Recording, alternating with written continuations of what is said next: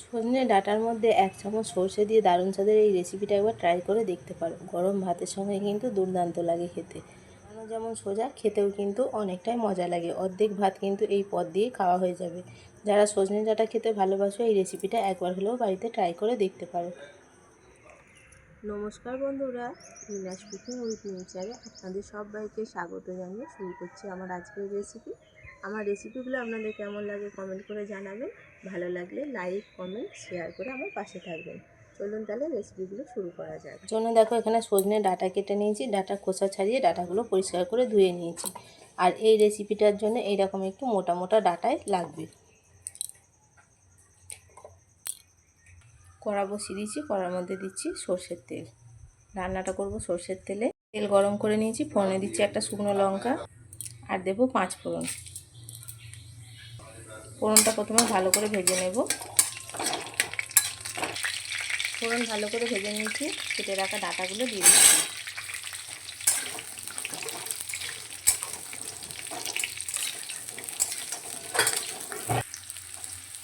ডাঁটাগুলো তেলের মধ্যে দিয়ে একটু হালকা করে ভাজা ভাজা করে নেব।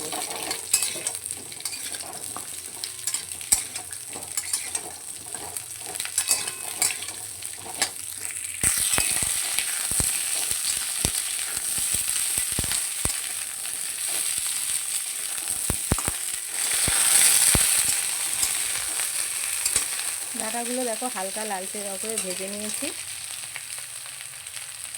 এখানে সর্ষে, পোস্ত, কাঁচা লঙ্কা বেটে নিয়েছি। 2 রকমের সর্ষে, পোস্ত আর কাঁচা লঙ্কা বেটে নিয়েছি, দিয়ে দেবো এখান থেকে 2 চামচ। দিয়ে দেবো পরিমাণ মতো হলুদ,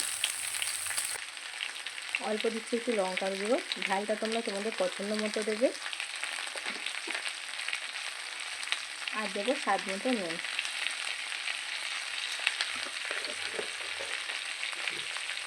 সব কিছু খুব ভালো করে কষিয়ে নেব। মশলার সঙ্গে ভালো করে কষিয়ে নেব।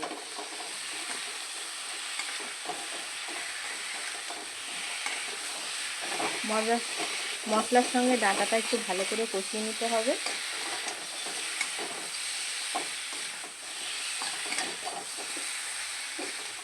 এই সর্ষে বাটাটা একটু ভাজা ভাজা হলে এই রেসিপিটা খেতে খুব ভালো লাগবে।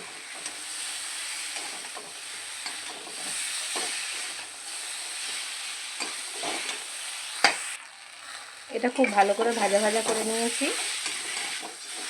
এবার এর মধ্যে দেব জল।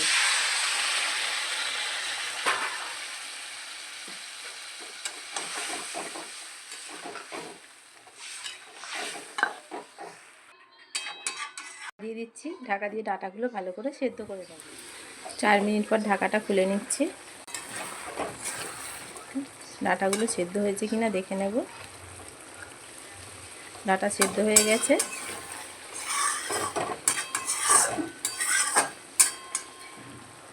এই সময় নুন ঝালটা তোমরা একটু চেক করে নেবে। সামান্য দিচ্ছি একটুখানি চিনি।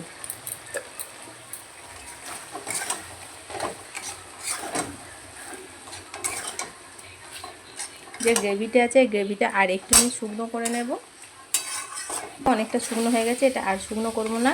এটা গ্রেভিটা এইরকমই রাখবো। এটা আবার গ্যাসের ফ্লেমটা অফ করে দিচ্ছি। সজনে ডাঁটার এই নিরামিষ রেসিপিটা তোমাদের কেমন লাগলো কমেন্ট করে জানিও। ভালো লাগলে একটা লাইক, কমেন্ট, শেয়ার করে দিও। আমার চ্যানেলে নতুন বন্ধু হয়ে থাকলে চ্যানেলটা সাবস্ক্রাইব করার অনুরোধ রইল।